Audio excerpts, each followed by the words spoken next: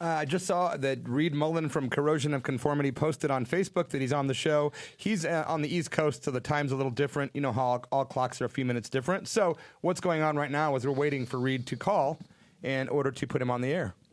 And, you know, I bought the Corrosion of Conformity's first album, and I think it was 1984. And, man, I love that record. It was just such a heavy thing. It was a kind of the crossover punk, sort of, which wasn't my thing. But I really liked COC. I loved their artwork. I love the sound. And there's Reed calling now. You want to talk for 1 second? Absolutely. Speaking of, like, crossover, I was more of a, I guess you could say, metalhead back in the 80s. And the Reverend's a little bit older than myself. So he kind of turned me on to, like, punk rock. And even though he knew a little bit about metal, I kind of turned him on to metal a little bit more. So we kind of balanced each other out in that way. So I'm looking forward to hearing the interview tonight and seeing what Reed's got going on. So here we go. All right, it is Reed Mullin from Corrosion of Conformity. Let's bring him on the air. Hello, Reed. Can you hear me okay, man? Hi, Reed. Hello, Reed? Oh, man. We lost him. That sucks. Serious? Yeah, I am. Okay, well, let's he will call back. I think he will. I think it'll be that easy. Oh, boy. Yeah, sometimes that happens. It's okay. I have faith. We actually fixed this little machine in here tonight. We were told to unplug it for a couple minutes and then plug it back in. And the interview with John Swine went smooth because we could hear everything great. So I'm pretty sure that Reed is going to figure out what happened. He's going to call right back. So, Reed, please call back. I have no doubt that he will call back shortly. And I think that... Nope, I'm still plugged in. Yeah, so we have some Billy Thorpe coming up. We still have some Rush because we had a request last week. So I'm not sure who requested it. It might have been Steve, but we'll try that one more time. We're going to give this another go. Thank you, bro. Here we go. Peart. Yes. Okay, Reed Mullin, how are you, brother? I'm doing great, brother. How are you doing? I am doing so good. It's nice to hear your voice. Yeah, yours too. Wait. Now, let me get this straight. So, you interviewed me in what did you say? 1984? It was right. I reviewed your album when it first for your debut LP, and then I did an interview for Bloody Mess Publications. And Bloody Mess. Yes, I remember it well, like yesterday. But and I kind of wish I would have gotten through my archives and brought that fanzine in, so I could have actually like quoted some of the stuff maybe. But there was, I remember at the time I was a big fan because your album. I was a big lie teller back then. You were a big fan. That was what, Eye for an Eye? Is that right? Yes, sir. And I remember you had all the cool stickers and the artwork with the little head and stuff. What now? You had all those stickers that came with it. It had like all the little packaging that came with the album and all the cool goodies. Yeah. Because we put it out ourselves. Sometimes we put like dollar bills in there and say, "Hey, sweet, thanks for buying our record." Well, that's cool. But yeah. We used to cram it full of like those, that spiky skull logo we had. We had little stickers to that. We put those in there. Originally, that thing, that logo, a friend of ours named Errol Engelbrecht from Waukesha, Wisconsin, who moved to Raleigh when he was high school. Mike Dean came up with the idea for that and got Errol, because Errol was a good drawer, good artiste, to draw it for us for a flyer. It was COC and Void. Oh, nice. Like in 83, 84, something like that. And originally those spikes were MX missiles, and that explains the radiation symbol, I guess. I don't know. Oh, okay. Anyway, that's a nice backstory. It served us well. It paid for a lot of gas money back in the the van days. Oh, by the way, Sister Tracy, if I was too rude, I didn't tell you she's sitting here next to me as well on the interview, Reed. Hi, Reed.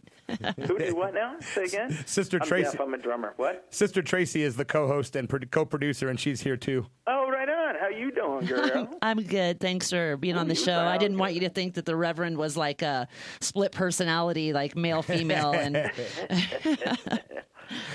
Power of Christ compels you. I'm Sybil. Oh yeah, right on. So I know that you were the original drummer for Corrosion, and you were out of the band roughly for like 9 years. And how long have you been in the band total? Well, me and Woody, Woody and I were, we've known each other since like 5th grade or something like that. And we kind of got into like rock and roll and then heavier music all around the same time. And then we got into like punk in the early 80s at the same time. And we were going to high school together. And, you know, back in the early 80s, the prerequisite of like being able to play your instrument wasn't incredibly high. Like if you could do the Bad Brains do that beat and the Ramones do that beat. Yeah. Man, you could be a drummer in a punk band. Easy. No problem. What was your influence? Actually, Woody and I were in a band before COC called No Labels, which was way more like Minor Threat sounding. And Woody played bass in that band, actually. But, COC in its early years went through a bunch of different singers and a bunch of different names. I think we were called, like, The Accused,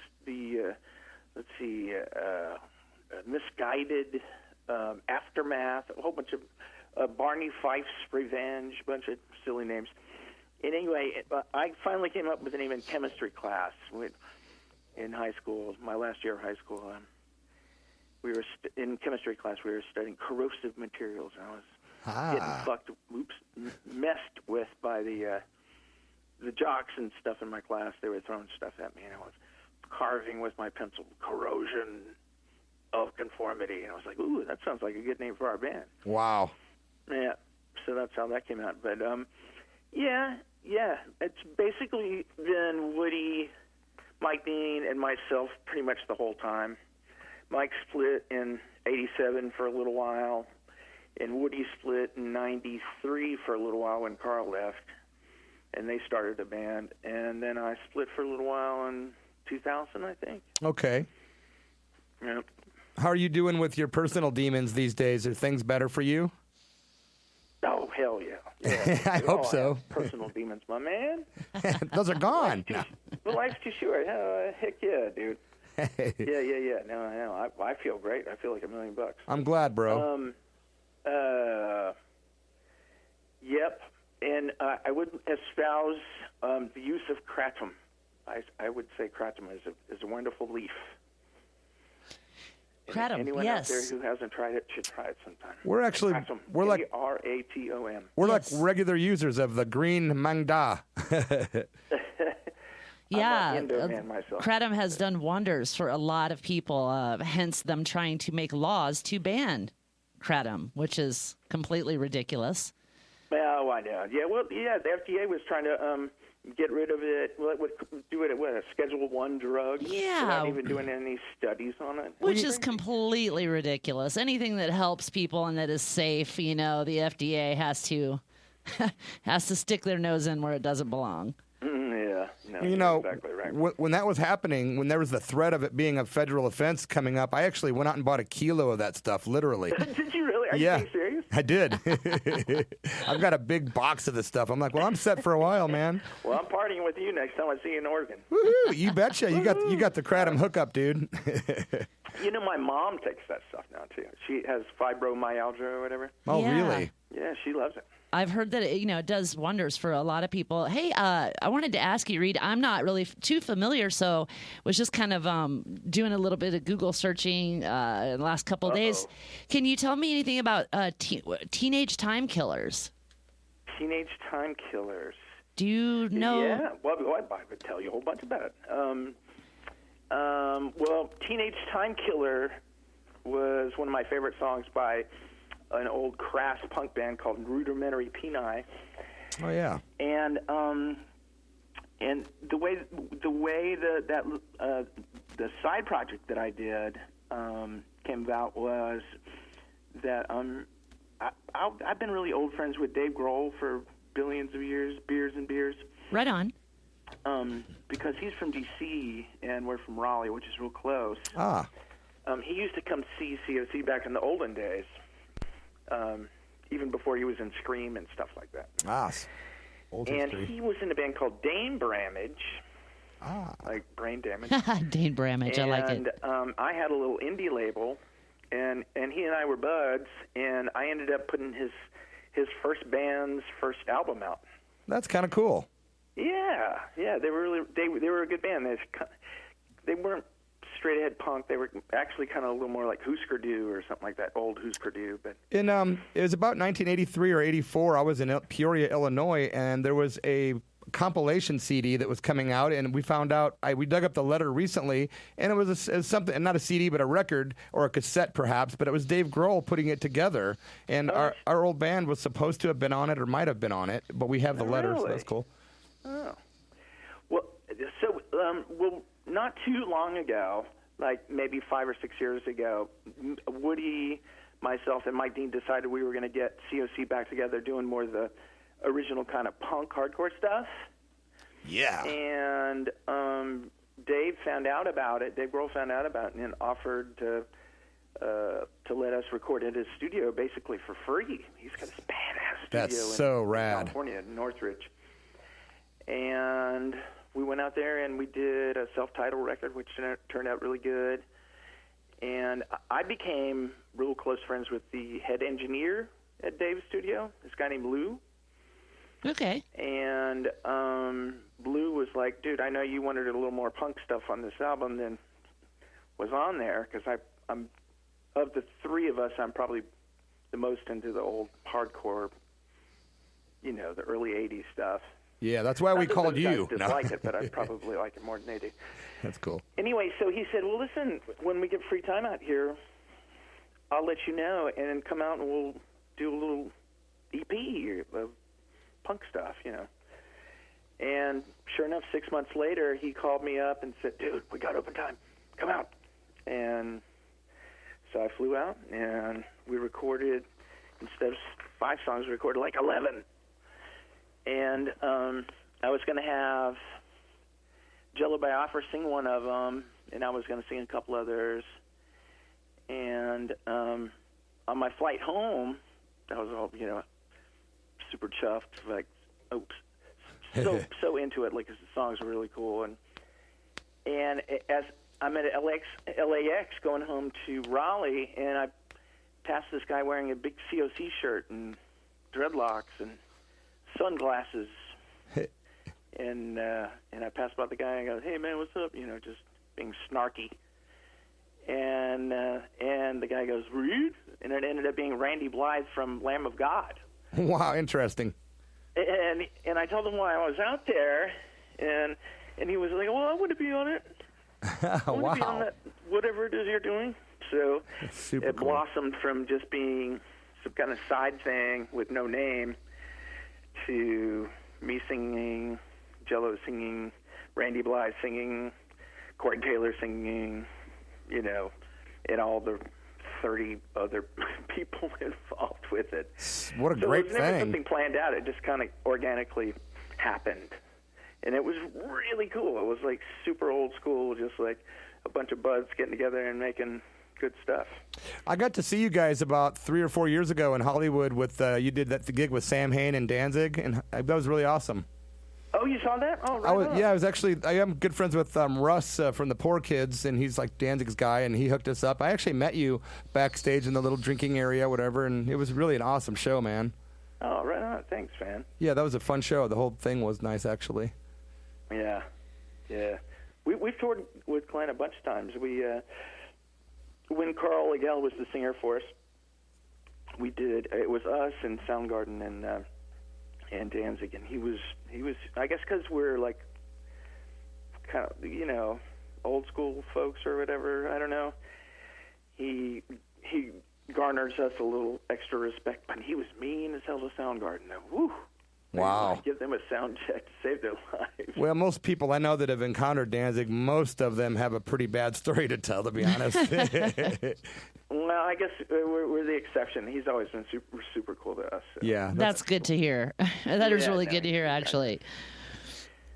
And one of our best buds of all time, Tommy Victor, plays guitar with him, so that's awesome. So it seems like that you have some of the most dedicated fans. Like, your fans just seem just super fanatical. Like Hardcore. They've stuck with you guys, since the beginning. Do you still find that at shows that, people are just dying to like meet you and just, fans that have been, with you since the beginning? Since Eye for an Eye. Yeah, no, definitely. It's interesting because a lot of the folks that were into that kind of hardcore punk rock, we all kind of developed. A lot of us developed in similar ways, and then we started getting into, like heavier stuff when hardcore punk rock got a little generic in the late '80s and stuff like that. So a lot of folks we all kind of grew the same way, like in the kind of music we like to play or listen to, which is cool. And what I've heard from most of our fans is the changes that we've made made sense to them. I mean, there are folks that that like the old hardcore stuff best, and there's some people that really like the Blind album the best, and obviously there's a tremendous amount of people that like the Pepper era stuff. Yeah. Right. But one of the cool things about our band and the name kind of is associated with it is Corrosion of Conformity. We always musically and lyrically felt like we could do whatever the frig we want to. Fudge. You know what I mean? Right, and we've right. done that pretty much. Sometimes to the chagrin of our audience. Sometimes they're like, "Oh, I want to hear," Right, and that's kind of why I asked. I know that your music has went through changes over the years, which Yeah. I don't understand. I've never understood why fans expect a band to be, stay exactly the same. It's like you have to grow as an artist, and obviously, being creative, and your music changes along with. Right. Along with you. So I was just kind of curious. Yeah. I know I've read a lot of what fans have had to say just online, and there's always such good stories about meeting you guys and how patient you are and how super cool and my head explodes. Yeah, I really didn't run into any bad things, and I just was kind of curious as to what you thought about your fan interaction over the years, and Well, no, we have just tremendous fans, which is. And they've been patient. Right on. but yeah, we as much as I love Slayer or I love the Ramones, you know what I mean? They had their thing and they stuck with it, and Slayer still sticks pretty much with it. You know what I mean? Yeah. And they're frigging the best at it. But we've never been that kind of a band. We like to explore different avenues and do different things. Yeah, it's a little tougher to have people follow you when you're more creative like that, I've noticed. You've had, a kind of a dichotomy. You've had your early fans that were into the punk thing, and then some of the folks that only heard you on some of the radio play that you got with, like, Clean My Wounds and Albatross, things like that. So there's a different kind of audience there kind of mixing. Oh, totally, yeah. Yeah, interesting. Yeah, absolutely. Yeah, I was in... Yeah. And thankfully, a lot of people have gone back and listened to some of their stuff and go, that makes sense. I see how they got there. And because, some people don't know that, like, Eye for an Eye, our first album, we had a song called, that Woody wrote, called Redneck. It was Redneck KKK. And the song is really... The song is really just a Black Sabbath song called Symptom of the Universe. Yeah. Sped up a million times. Okay. So we've always been into Sabbath, and I think on Eye for an Eye we even did Judas Priest's version of Green Manalishi by Fleetwood Mac. And we're going to play that tonight. Are you really? Yeah. I have to, man. I have to go back to 84. You have to. It's mandatory. No doubt, right? Are you guys playing anywhere coming up? Are you touring, or what's going on with you guys these days, like now? I'll tell you what. Yeah, Pep was just here. Pep flew up from New Orleans last week, and we worked our asses off for 4 days straight and got 4 brand new songs that are killer. I think we're up to like 12 now that are really good tunes. One of the heaviest tunes I think we've ever written was part of that batch. It's called Death Wish Man. And I think that's definitely going to be. I want to hear it. Like the heaviest. I want to hear that. Yeah, it's sick. That's dude. cool, man. It's crushing. And I wrote a song called War of Attrition. I think folks will dig. But there's a bunch, man. There's a bunch of good tunes. Sweet. And we're going to keep working. And Nuclear Blast have been very patient with us, but they're still super stoked. And it looks like the album's going to come out in August or early September. The first show that we have, I think, that's been confirmed is Psycho Fest in Vegas. Oh, wow. That's close to us. That's what? That's not too far from here in Southern Oregon, and because I was thinking that'd be nice to have you. You better come down. I was thinking, how can we get you guys to come up here? That'd be so sick to have COC in Medford. Be close to the beginning of the our album coming out, so we'll damn sure come out. You want to do a house party or something? Well, maybe I'll. Who do I talk to? I'll email you about maybe see who I talk to book you guys up here. That'd be awesome. Yeah, absolutely. I would seriously like to make. I'd like to make that happen. I'll talk to you about it off the air then, dude. Later. Okay. Hey, wow. Reed, I have a question. We have to kind of wrap things up here, but I wanted to ask you real quick. I heard that your bandmates call you the Mule, and I was just wondering, what's the reason for that? I mean, is it the obvious? Use your imagination, young lady. I mean, are you really stubborn, or like? I just really kind of had to ask what the story is behind that. Yeah, well, if you can say on air. We'll just leave it at that. He can't. He's saying use your imagination. Okay. We know the answer now. All right, good enough. I had to ask. I couldn't resist. Be a couple answers. Well, dude, it's I think Woody started calling me the Mule. The Mule. It's Muley. Woody, yeah. Like I said, I've known him since 5th grade. Well, we're glad to have Corrosion of Conformity still out there rocking in the world. It's really cool to have you on the show, and I'm serious about trying to get Corrosion of Conformity to come to Medford, Oregon. I'm going to try to see what we can do to make that happen, Sister Tracy. We'll make it happen, Daddy. Come on. Dude, that's awesome. We will, and so it is. It is a heart attack. Wow. Okay, well, hey, thanks for coming on tonight, dude. We really have kind of get cut off the way we are with our time here, but, man, it's been a pleasure. Yeah. Do your thing, man. Yeah, but we'll keep in touch, and we'll talk when things get a little closer to being done. How about that? Yeah, thanks so much for making the time, bro. I know it's later on the East Coast. Oh, it ain't that late, dude.